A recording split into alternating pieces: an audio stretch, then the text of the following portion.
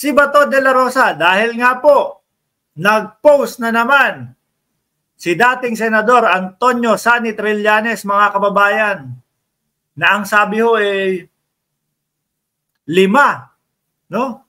5 opisyal, 5 PNP, kasama dyan si Albayalde, kasama si Bato de la Rosa, yung suspect po, mga kababayan.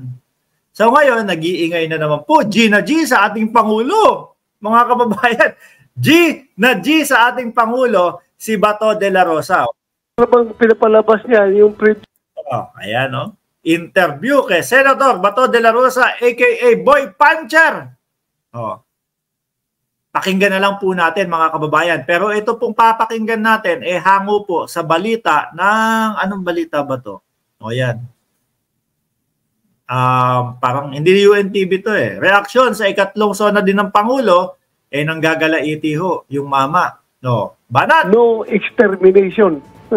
Yeah. Parang pinapalabas niya yung previous government, previous administration is puro extermination na ginagawa.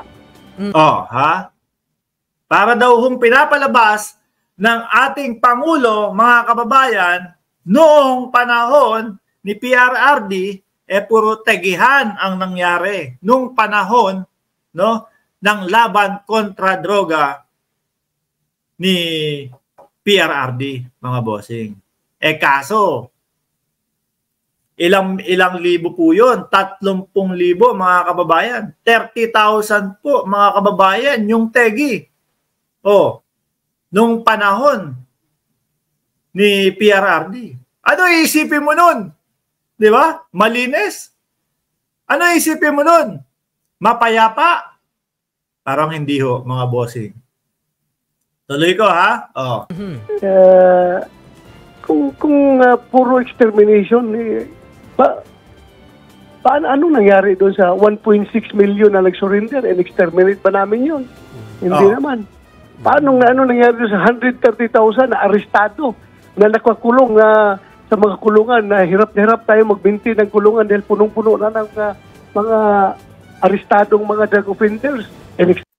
Alam niyo po, mga kababayan, totoo naman ho yun na madaming natakot nung nagbaba sila nung Oplan Tokhang po. Yes, kaso talagang sandamakmak ho yung 30,000 na nategi ho, mga kababayan, masyado pong mataas yun. Masyado pong mataas yun, mga kababayan. Kaya po ang mga ICC, talagang sabi natin, mukhang talagang doon sa numero pa lang na nategi, nawalan ng buhay nung panahon ng laban kontra droga nila, mukhang talagang kailangan may papanagutin ho, mga kababayan. At sabi nga ng ICC, yun ay sa pangunguna nung idol nung mga OTAP supporter. Sino po ba yung mga OTAP supporters? Yung mga DDS po. Mga OTAP vloggers, OTAP supporter. Sa pangunguna po ng dating Pangulong Duterte. Which is, siya po yung sinasabi na unang aalayan. Aalayan na lang, ha? Unang seserban ng warrant of arrest, mga kababayan. At take note, ha? Yung ibinigay na mga buwan ni Senator Trillanes, dating senador, mga kababayan, hindi pa ho tapos. At sa nakikita ko ho, kahit lumagpas yan ng August, kahit lumagpas yan ng Setyembre, mga kababayan, may patutunguhan pa din po yan. Kasi patuloy silang nagpapalabas ng mga papeles at dokumento na talagang na talagang gumagawa ng paraan ang ICC para ma-serve yung mga warrant of arrest na sinasabi po nila, mga bossing. Eto pa, pinagtanggol ni Bato de la Rosa dito sa interview niya, no? Yung dati nila, no? Tapos sabi, ano yung sinasabi mo na extermination? Dito sa panahon mo, halos 700 daw po ang nategi, no? Sa panahon ng Pangulong Marcos sa laban kontra droga. Hindi po lingid sa akaalaman natin, mga bossing. No, kabi-kabilat po, kaliwat kanan po. Yung mga nahuhuli, yung mga nakukuha, mga nadadampot na malalaking transaction po ng droga sa panahon po nitong Pangulong Marcos. Kung ikumpara mo naman yung sasabihin ni Bato de la Rosa dito, mga bossing, ano po? Kung ikukumpara mo yung sinasabi ni Bato de la Rosa na meron daw hong nategi na 700 sa panahon ni Pangulong Marcos, biruin niyo po mga bossing. 2 taon mahigit, 2 taon na, 2 taon nang nakaupo ang Pangulo. 'Di ba? Sabihin mo na, ganun din. Ganun ding bilang yung mga masasawi, yung hindi papalarin, no? Sa susunod 2 taon, mga kababayan. So, ibig sabihin, nasa 2/3 na ng pagkaupo ng Pangulo, 1,400 lang po. Ayan dinoble ko yun. Which is, syempre po, pag umabot sa kaalaman ng ating Pangulo, nako, 700 yung hindi pinalad medyo kailangan bawasan pa natin yan. Which is posible na sabihin na kailangan medyo talagang anuhan pa natin, lawakan pa natin yung pag-intindi natin. Pwedeng bumaba yun. Pero doblehin na lang po natin, mga kababayan. 2 taon, 700. Yan kasi yung sinasabi ni Bato de la Rosa Dumagdag ang 2 taon, 1,400. Dumagdag ang 2 taon hanggang matapos ang pag-upo ng ating presidente, 2,100, mga kababayan. I-compare mo dun sa 30,000 na nawalan ng buhay nung panahon nila. Para masabi nyo po na hindi ako nag-iimbento doon sa 700, ito, ipe-play ko po. Terminate ba natin yun? Hindi naman. So, parang yun lang pa lang para bang dandahan siya naniwala na sa narrative ng mga gustong siraan talaga ng gusto yung drug war, kung gano'n na no extermination. Bakit ito bang administration na ito ngayon nila wala bang namatay sa drug war? Mayroong mga sinabi sa nagpa-fact check na 700 plus ang namatay.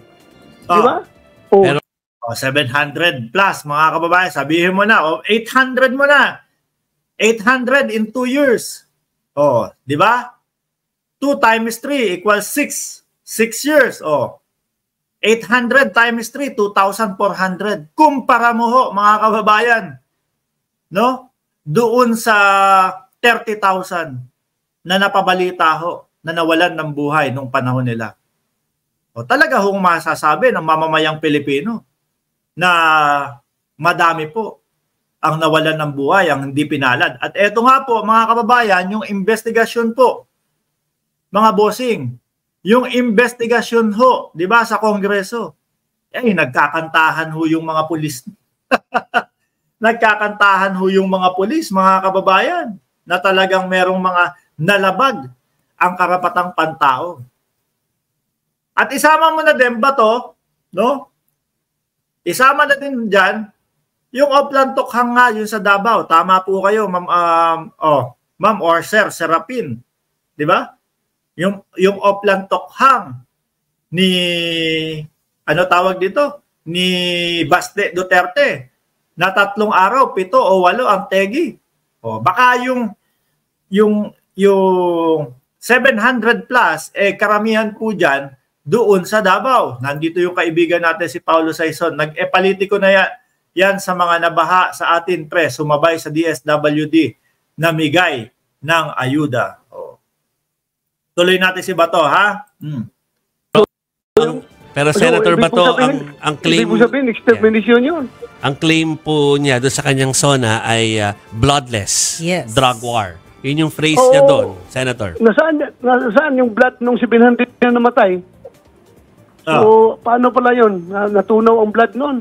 Nung 700 Hindi na ibig sabihin na kapag bloodless, talagang walang dugo na dadanak, walang matetegi. Ibig sabihin nun, mga kababayan, kumbaga, limitado o hindi ganun kadami. Yung 30,000 po, mga bossing, iba na po talaga yun Kung maituturing natin, sasabihin natin, sandamakmak ang mga nangamatay, ang mga nangategi. Nung panahon nila. Kumpara mo sa nakikita natin, mga bossing. Na kung sakali, na pare-parehas po kada 2 taon, no, hanggang matapos ang termino ng Pangulo, 2,400 lang. At posibleng magkamali pa po tayo doon. Dahil siyempre, makakarating yan sa Pangulo. O, masyadong madami to. Lawakan pa natin ang ating pangunawa. No? Wag basta-basta. Okay. Bigyan pa natin ng konting pagkakataon yung iba. O, posible yan. Baka 1,500. Diba? Sa panahon, sa buong panunungkulan ng ating Pangulo. Mga kababayan. O, ha? Yan ang sinasabi ko sa inyo eh. Kaya itong si Bato de la Rosa, naggagaganyan na naman po, mga kababayan. Kasama siya dun sa 5 eh.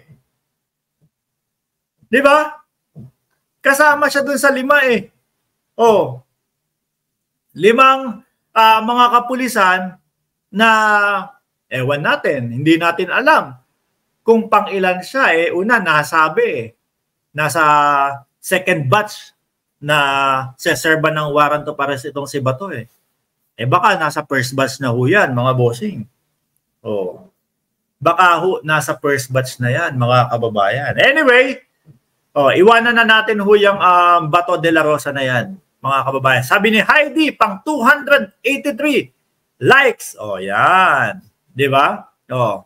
Sabi ni Jorge Tapia, ngaw-ngaw ng ngaw-ngaw si Bato. Eh, nako, si Bato de la Rosa pa. No, kada nakakarinig ho yan, mga kababayan, ng ICC. Kada makakarinig yan ng ICC, si Bato de la Rosa, eh, panay ho ang explanation yun eh. No? Bakit hindi kaya sa ICC na lang mag-explain? Sabi ni Juan Arlis, mali, 269 like pala. Ayan, salamat po. Eh, nako, paabutin natin ng 1,000 yung like po, mga kababayan. Kagaya ni Mitz de Guzman at Nol Camarador, 298 and 307 like. Kung totoo yung mga accusation nila kay PBBM, bakit hindi nila iharap si PBBM sa Senado? Sabi ni Arnel Sr., iiyak ng walang luha si Bato de la Rosa. Lagi yan eh. No? Lagi ho yan. Suki kay dating Senador Trillanes, ngumalngal yan.